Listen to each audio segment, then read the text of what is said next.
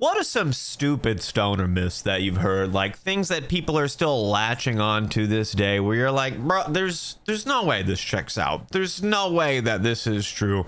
I made a video not too long ago about 5 stupid stoner myths, and I talked about some basics. I had a lot of ideas written down, and I planned on making this like a 3 or 4 part series, but I'm just now getting around to the second part. But if you like this video, let me know if I should keep them going and if I should keep the series going. But here's 5 stupid stoner myths, or 5 more stupid stoner myths. Now, the first one on this list, you've definitely heard this one, but stoners are lazy. This is the myth. They say all stoners are lazy, but you and I both know it's probably not that true. Now, I will say that it is very easy to be lazy and get high. It's one of my favorite things to do. If I'm planning to relax and be lazy, being high is just going to make it so much better. Of course it is, right? Now, I want to show you a study they did. It was actually published last year in August. And I'm just going to read the conclusion here for you, but I'll link the whole study in the description.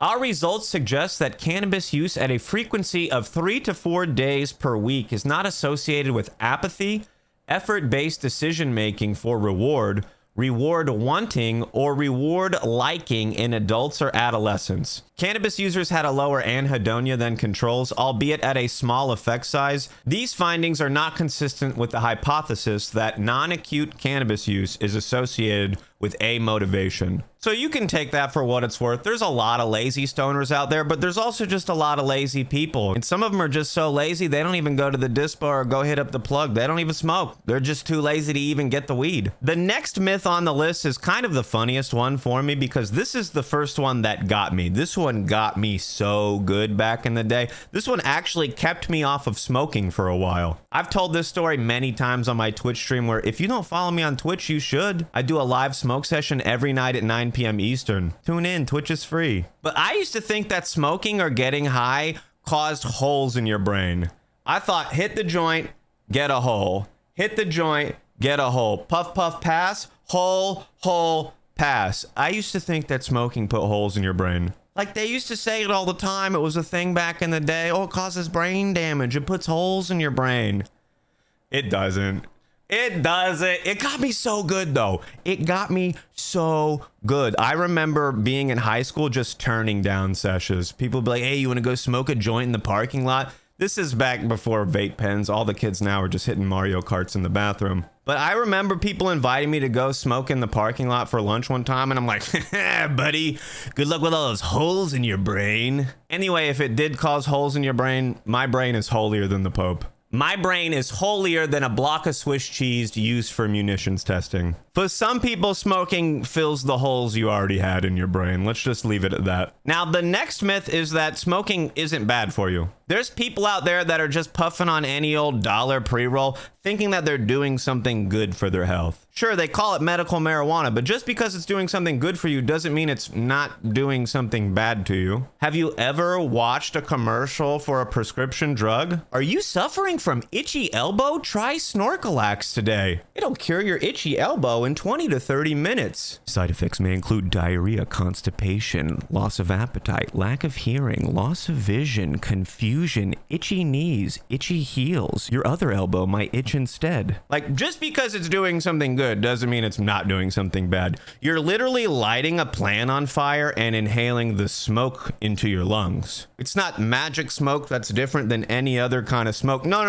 This is the good smoke. This one is healing me on the insides. There's a lot of issues that people can cause for themselves from a long time of smoking. Yes, including cannabis smoking. You can do lung damage. There's a lot of people that just have a chronic smoker's cough. This is one of the reasons that I think you shouldn't cough every time you smoke and you don't got a cough to get off.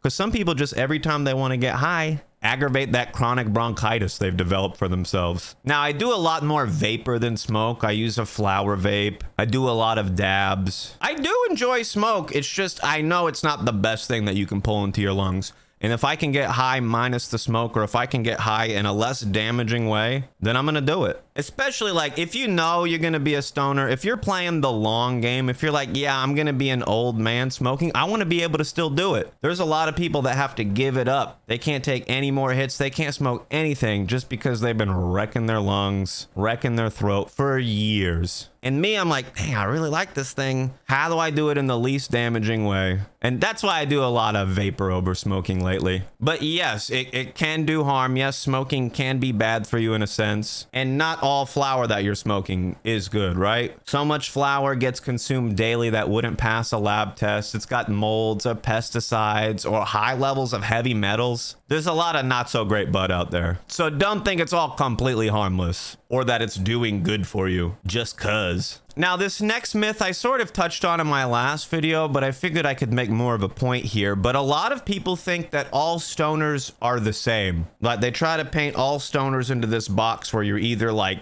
Shaggy from Scooby-Doo, or you're like a Woodstock hippie, or you're Snoop Dogg. And even just that, that's like a few different kinds of stoners right there. Shaggy's the munchhound, bro. Pun intended. Him and Scooby with those 10-foot tall sandwiches.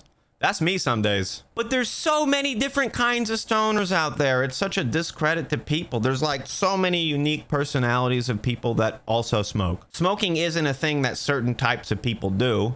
Everybody does it. It's just a thing. That's like saying that everybody that drinks alcohol is the same, or everybody that drinks coffee is the same, or everybody that does cocaine is the same. I don't know. It always seems wild to me. People are like, oh, bro, what are the best stoner movies and stoner TV shows? And sure, that's a thing. They make themed content, you know, there's going to be smoking in it, or it's made for stoners essentially. But like, the best shows to watch while high are your favorite shows. Like, just watch your favorite show while high. It doesn't have to be a stoner show. It could happen to be a stoner show, but it doesn't have to be made for stoners for you to enjoy it as a stoner. Same with music. Oh, what's the best kind of music to listen to when you're high?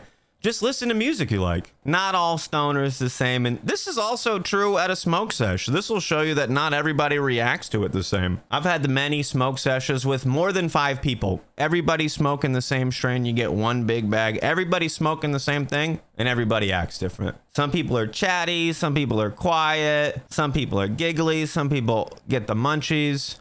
Some people just, they pass out every time they get high. When I was first getting into smoking, I'd get so tired. A lot of the time, I would just go to sleep with a big old goofy smile on my face.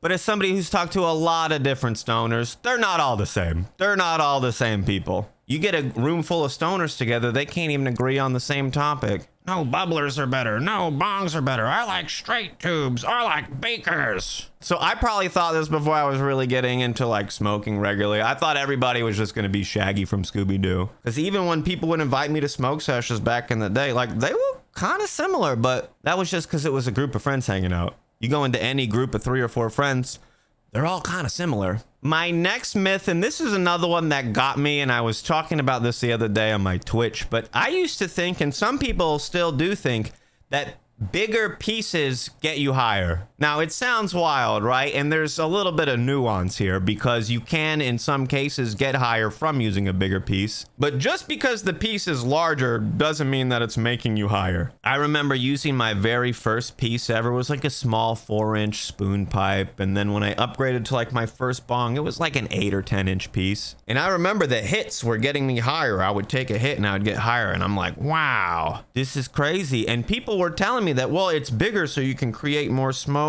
But it was the water percolation. It was making the hit smoother so I could inhale more smoke at once. And in the case of like an even bigger bong, when I moved up to my next piece, I think my next piece after the smaller bong was like a 20-inch big old ceramic piece.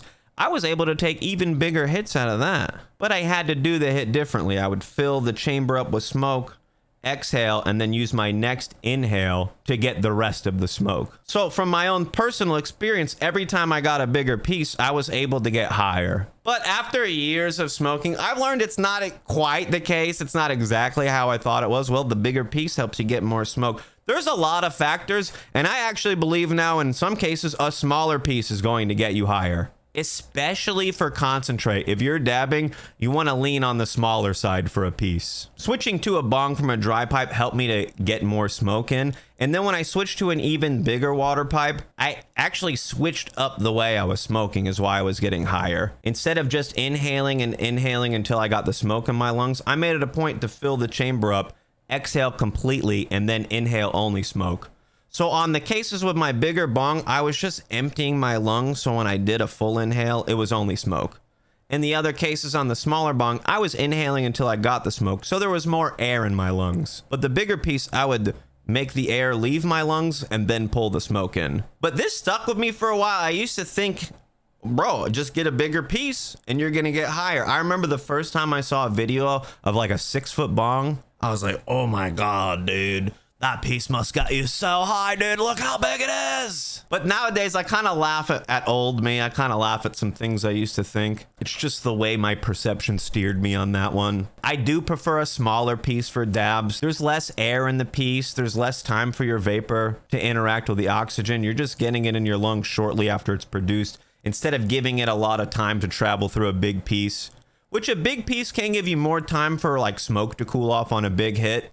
Can help you to get more, but just because the piece is bigger doesn't mean you're getting higher. And speaking of big and small pieces, did you know that Monday is Mini Rig Monday / Milk Monday, where I rate and review people's bong rips on my Twitch stream? I have a subreddit r/Cewpins where a bunch of people post cool bong rips, dab rips, all kinds of hits. And on Monday on my Twitch stream at around 10:30 Eastern, we rate and review people's bong rips. So post your fat hit and tune into my Twitch stream tonight and see what I think of you smoking. Also, we're like 100 primes away from bumping up to a 2-piece giveaway next month. If you want to learn about how you can watch my stream and potentially win some of my glass or brand new glass pieces, check out this video right here. I hope you have a lit day, my dudes.